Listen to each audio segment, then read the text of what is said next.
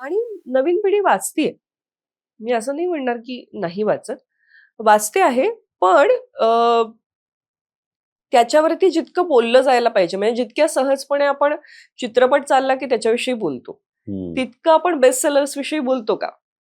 तर मला वाटतं त्या प्लॅटफॉर्म्सची गरज जास्त आहे, की जिथे हे बोललं जाईल.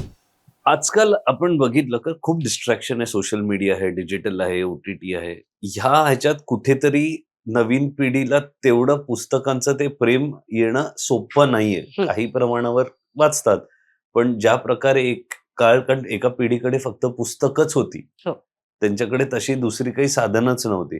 पण आज नाही. मग कसं बघता तुम्ही ह्याकडे आणि हाऊ डू यू फील की त्यांना परत पुस्तकांच्या प्रेमात आपण मला वाटतं एकतर ना स्टोरी टेलिंग हा माणसाचा मूळ स्वभाव आहे. गोष्ट सांगणं आणि ऐकणं. हं.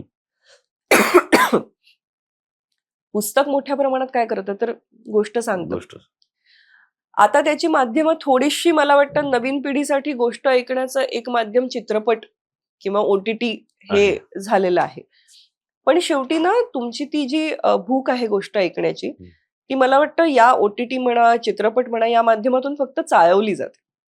त्याचं शमन होणं, एक तृप्ती जी आपल्याला मिळणार असते ना, की हां, मी तृप्त ढेकर दिला. इथपर्यंत मला ते छान वाटलं. तर ती जी गोष्ट ऐकण्याची, सांगण्याची ओढ आहे, ही पुस्तकं वाचण्यातूनच कुठेतरी पूर्ण होणार असते. मग तुम्ही पुस्तक कसंही वाचा.